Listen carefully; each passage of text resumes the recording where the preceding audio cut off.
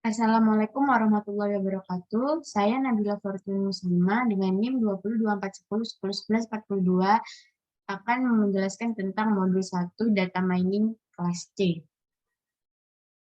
Nah, di sini sudah tertera yang yaitu file dari modul 1 saya, yaitu tentang data mining.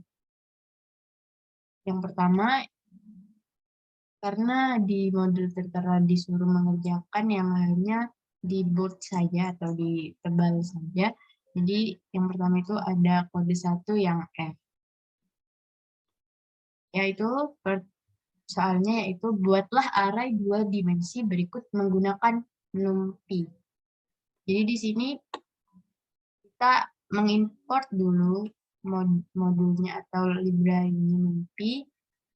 Di sini saya singkat menjadi NP. Nah, yang pertama itu kita memasukkannya ke dalam array. Jadi di sini bisa dilihat sebuah array itu 2 dimensi atau 3 dimensi melalui uh, kurung ini, kurung tegak, yaitu kalau 2 berarti array tersebut adalah 2 dimensi. Nah, di sini kita masukkan sudah sesuai dengan tabel. Kemudian taran kodenya. Ini sudah bisa dilihat terdapat 445, 764, 974, dan 637. Sudah sesuai dengan tabel ini. Kemudian berikutnya, di sini 1G.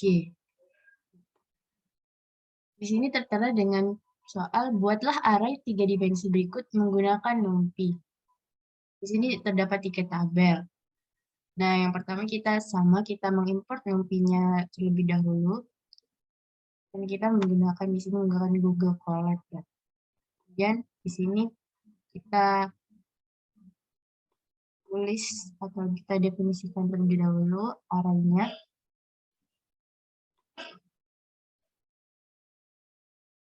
Nah, kita bisa dilihat ini terdapat 3 kurung tegak ini, yang berarti dia adalah array 3 dimensi. Setelah kita sudah seperti tabel yang tertera ini, angka-angkanya, kemudian kita print.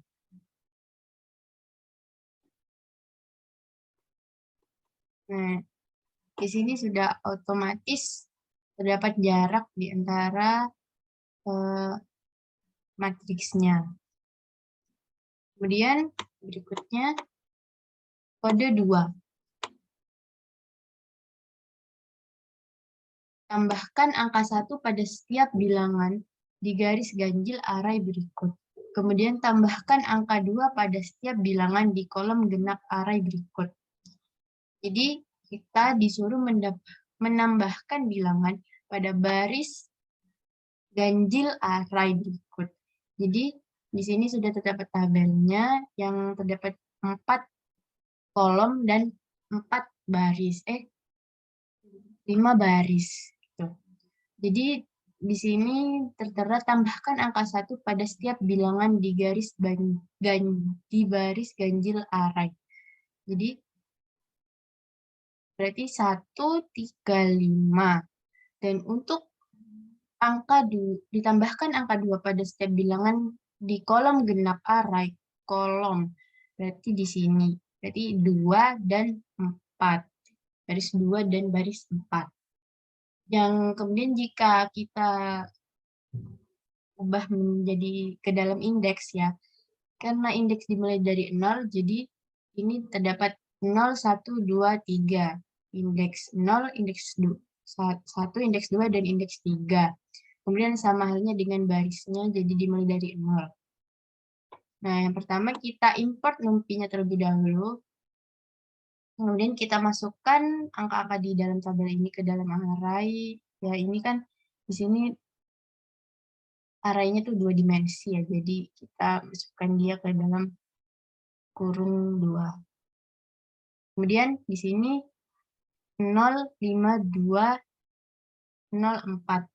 Maksudnya di sini indeks ke 0 untuk barisnya, indeks ke 0, dan indeks sebelum 5 yaitu 1, 2, 3, 4, yaitu 4 yang jaraknya itu 2 atau loncat 2 gitu. Karena di sini kita mengambil yang ganjil saja, jadi 1, indeks ke 0, indeks ke 2, dan indeks ke 4. Maksudnya seperti itu. Kemudian di sini kita tambah 1. Karena di perintahnya ditambahkan angka 1. Seperti itu. Untuk yang genap ditambah 2 untuk kolomnya ini, jadi sama halnya seperti tadi, indeks ke 1 ini untuk baris untuk kolom kedua dan keempat, jadi kita dijadikan indeks, berarti indeks ke 1 berarti kan 1, 2, 3. Sebelum indeks keempat yang sama seperti tadi yaitu 2 jaraknya. Kemudian ditambah 2. Nah, di sini bisa kita lihat untuk baris 1, 3, dan 5. Di sini sudah terlihat, kita ambil salah satu ya dari indeksnya itu. Yang pertama itu 1 menjadi 2, 10 menjadi 11, dan 8 menjadi 9. Kemudian begitupun dari kolom yang lainnya. Itu ditambah 1.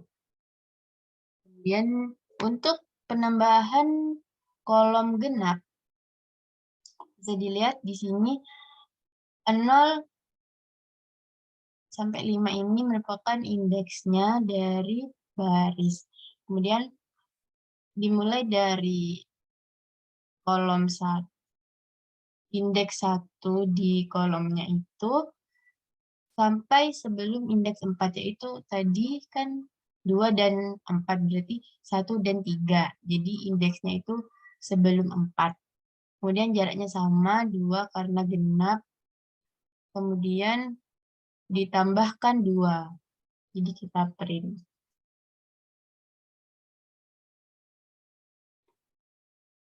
Nah, di sini sudah terlihat untuk kolom kedua dan kolom keempat yaitu ditambah 2.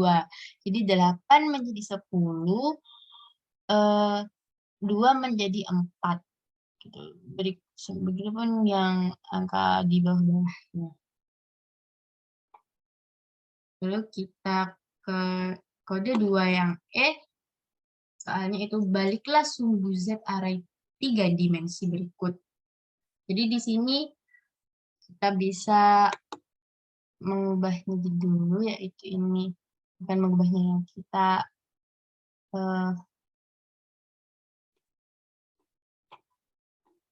menjadikan dia ini sumbu itu Z. Kita yang pertama itu masukkannya ke dalam array terlebih dahulu. Kemudian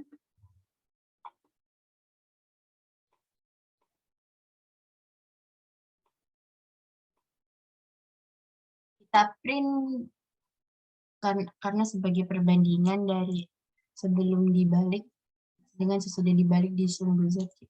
Kita menggunakan flip put, yaitu untuk mengeflip ya, agar yang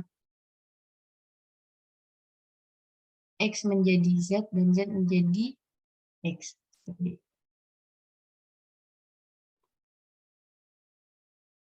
Nah, di sini kita bisa lihat ini yang arah yang pertama 785, 293, dan 212. Kemudian setelah dibalik 293 menjadi array pertama dan 785 ini menjadi array ketiga.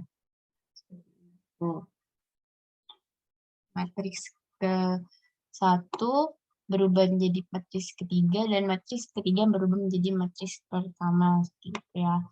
Lalu yang 2F, ubahlah array pada soal E menjadi array 2 dimensi berukuran 6 kali 6. Di sini kita disuruh menggunakan perintah reshape. Nah, di sini terdapat reshape, yaitu yang di NumPy sendiri itu kita dapat menggunakan reshape untuk mengubah bentuk array. Jadi, bentuk array sendiri itu merupakan jumlah elemen dalam setiap dimensi. Yang dimensinya sendiri itu ada 1 dimensi atau 2 dimensi atau 3 dimensi. Lalu kita juga dapat membentuk kembali atau dapat menambah, menghapus dimensinya, atau kita juga dapat mengubah jumlah elemen di setiap dimensinya dengan menggunakan reshape ini. Nah, di sini kita menggunakan reshape 6 kali 6 sesuai dengan perintah di soal. Yang pertama kita print dulu matriksnya. Kemudian ini setelah diubah menjadi array 2 dimensi berukuran 6 kali 6. Ini 785, 477, 719 jadi urut ya. Yang terakhir ini 813 sama dengan yang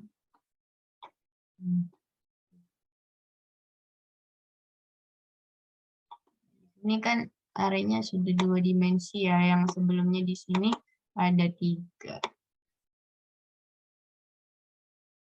Nah, lalu yang untuk 3E di sini ubahlah matriks kiri menjadi matriks sebelah kanan. Jadi di sini kita ubah posisinya dari yang 1, 8, 6, 10, 4, 6 menjadi 10, 7, 4, 10, 2, dan 5.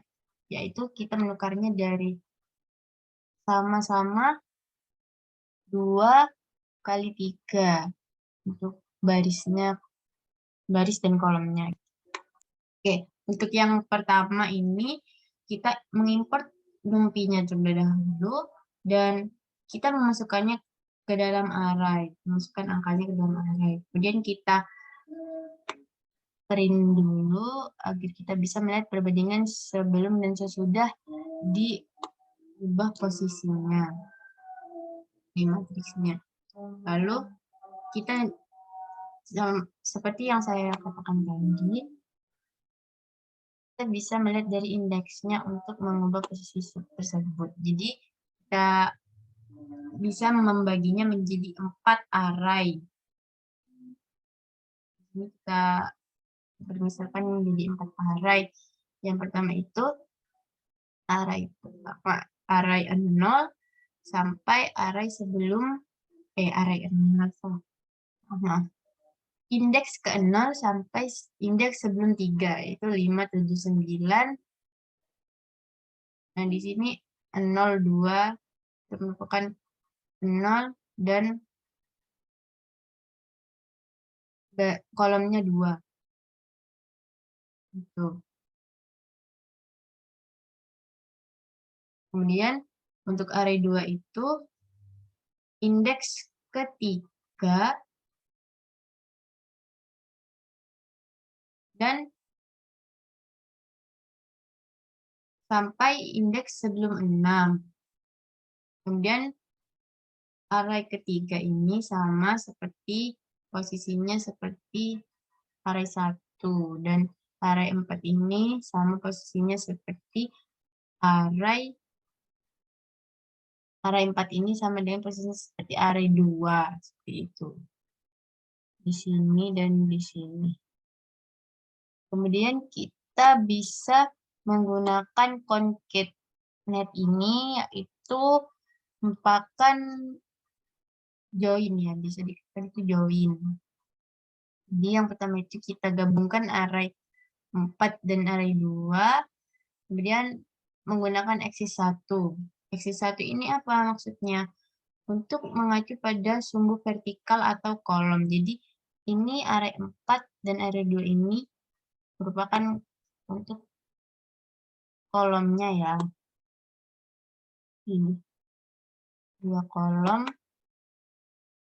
Kemudian array 3 dan array 1 ini kita gabungkan juga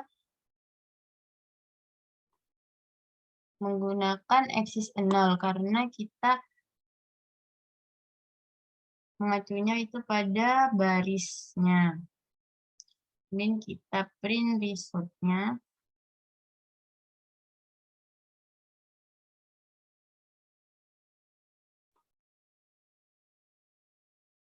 Nah, di sini kita bisa lihat 10, 7, 4, 10, dan 25 ini berada di pojok bawah dan 1, 8, 6, 10, 46 ini ada di pojok kanan atas. Itu di contoh sampelnya ini. Sekian dari saya.